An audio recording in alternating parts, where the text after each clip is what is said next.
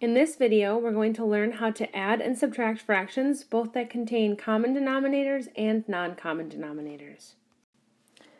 So all of the fractions you see on this page, when they're being added together, have the same denominator. We're going to talk through why that's such an important piece of adding fractions. So we're going to actually solve these by drawing a picture visually so we can understand why our algorithm for adding fractions works. So here we're taking, in this first problem, 5/8 and adding it together with 3/8. So here we have a pi, and we already have 5/8. We have 1, 2, 3, 4, 5. Now, the really nice thing about these being common denominators is I know that eighths, the eighth size pieces, are going to be exactly the same because they're cut into eighths. So what happens here is I have 1, 2, 3. And really what we could do is say, well, take these three pieces and let's add them into this pi. What if we add 5/8 and 3/8 together? And what we find is that if we add 3/8 plus 5/8, we end up with 8/8, or a complete pi, which is just 1. So what's kind of cool is if we have a common denominator, if we have the same size pieces, we can just add the numerators and we leave the denominators alone. Now if we apply that here to this next problem, I'm going to draw out, we have 9/4 plus 5/4. So those are some improper fractions that make it a little more difficult. So here we have, we'll represent 9/4. So we have 1, 2, 3, 4, 5, 6, 7, 8, 9. And then we're adding it together with 5/4. So 1, 2, 3, 4, 5. So what we can do here is we can actually go through and we can say, well, how many fourths do we have? Well, 1, 2, 3, 4, 5, 6, 7, 8, 9, 10, 11, 12, 13, 14. So here we have 14 fourths, which makes sense because we're adding the numerators together, leaving the denominator alone because that's the size of our piece.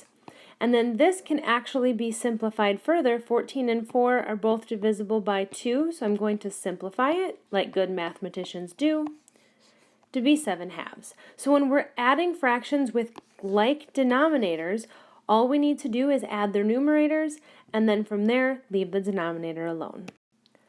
Now, just like subtracting integers, subtracting fractions, we can turn any subtraction problem into an addition problem. So that's what we're going to do here. We're going to use keep, change, change to help us out. So remember with keep, change, change, we keep the first fraction or keep the first number alone. We change the subtraction to addition, and then we make the second number the opposite sign. So this one is a positive 10/11, so now it's going to be a negative 10/11. So then from here, I can apply what I learned on the previous slide. I see that I have a common denominator. So what that means is that I can add my two numerators together and leave my denominator alone. So 7 plus negative 10 would leave me with negative 3. And then my final answer is negative 3/11. Here in the second problem, we're again going to use keep, change, change to help us.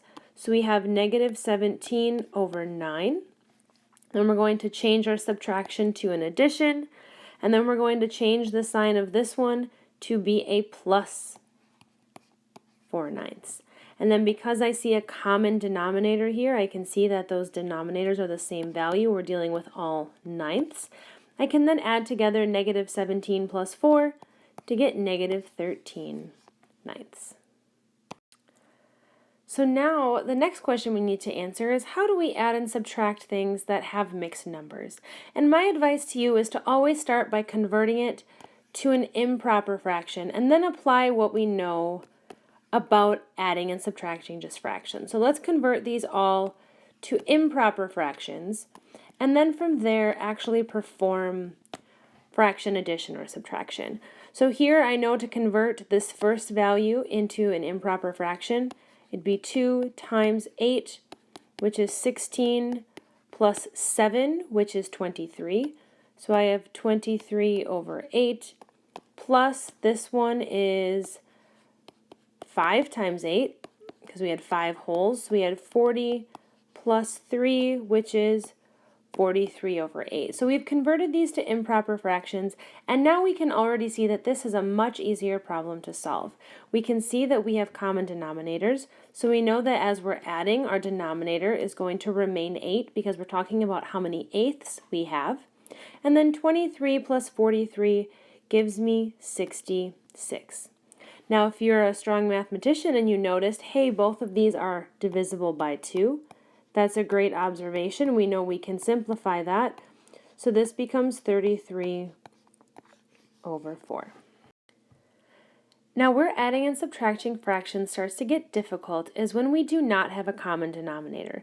So notice here in this problem I'm talking about fourths, and here in this problem I'm talking about thirds. And if I draw this out in my fourths pie, that's the size of each piece. And in my thirds pie, the size of each piece is a little bit bigger. So they're not a comparable pie piece, and they can't be added together. But what we can do is we can strategically rewrite these fractions, essentially unsimplify them, so that they both have a common denominator.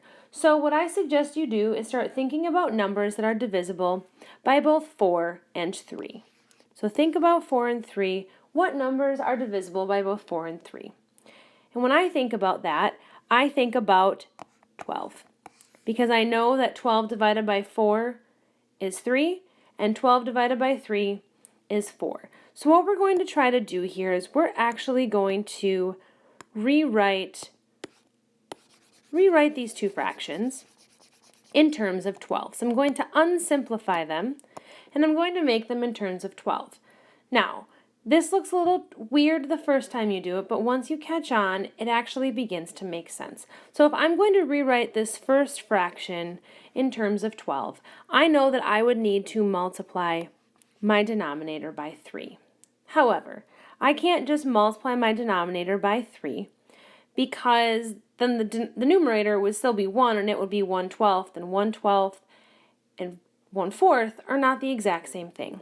So what I can actually do is if I multiply the bottom by 3 and I multiply the top by 3, I'm actually not changing the value of the fraction. So notice here that 3 over 3 is really a fancy way of writing 1.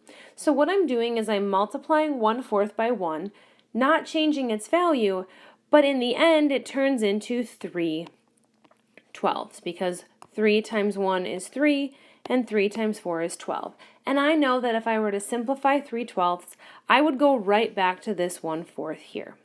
But I unsimplified it for the case of being able to add and subtract fractions with uncommon denominators. Now if I look at my next one, 2/3, I know that in order to get the thirds to 12, I need to multiply it by 4, which then means I also need to multiply my numerator by 4. So again, I'm strategically multiplying through by 1. So 2 times 4 becomes 8, and 3 times 4 becomes 12. So what happens here is I unsimplify that fraction. I know that if I were to simplify 8/12, it would become 2/3. So now if I look at my fractions, what I notice is that I have a common denominator down here. They both contain 12 as a denominator. So I can add these two fractions together now using the strategy I talked about on the previous slides. When you have a common denominator, all you need to do is add your numerators together, and your fractions are now added. So when we are adding things with uncommon denominators, what we need to do is we have to rewrite the two fractions first in a way where they have common denominators, and then from there, we can actually move forward and add their numerators together. So here we're going to practice that same strategy with a couple more problems, and here we have a little bit more subtraction mixed in. So to start, what I'm going to do is I'm going to change this to a keep, change problem to make my life easier. So I have 4/7 plus a -3/8. Then from here, what I notice is that in this particular problem, 7 and 8 are not common denominators. So what I need to think through is what number is divisible by both 7 and 8. And if I think through that, I know that 7 times 8 is 56. So I know that 56 is one number that both 7 and 8 are divisible by. Then from here, what I can do is I can start to rewrite these two fractions in terms of 56ths. Now, in order to get the 7 to be 56, I would need to multiply my denominator by 8. So that means I would need to multiply my numerator by 8. So I would get 32 over 56, which, if I simplified it, would go right back to 4/7. So it's all a rewriting process. Now, if I look at the next fraction, in order to make the 8 in the denominator 56, I would need to multiply it by 7. So then I'll do the same to my numerator. So then I have plus a negative 21 over 56. So I've now rewritten both of these so they have a common denominator, and as a result, I can now add these two fractions together.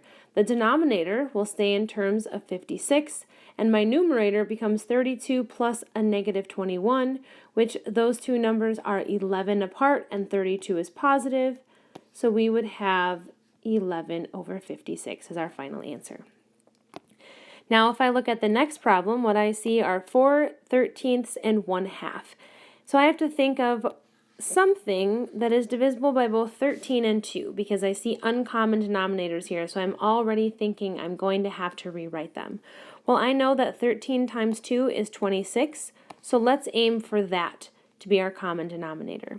Now, I know that in order to make 4/13 have a denominator of 26, that I'm going to need to multiply the 13 by 2. So I multiply the 13 by 2 as well as its numerator by 2, so I end up with 8 over 26. And I can still see, okay, if I were to simplify that, I'd go right back to 4/13. I then know that to change 1/2 to have a denominator of 26, I would need to multiply both the numerator and the denominator by 13. So this becomes plus 13 over 26. And then I'm noting here that I have a common denominator, which means that I can leave my denominator alone, add together my two numerators, which when added together become 21. And there's our final answer.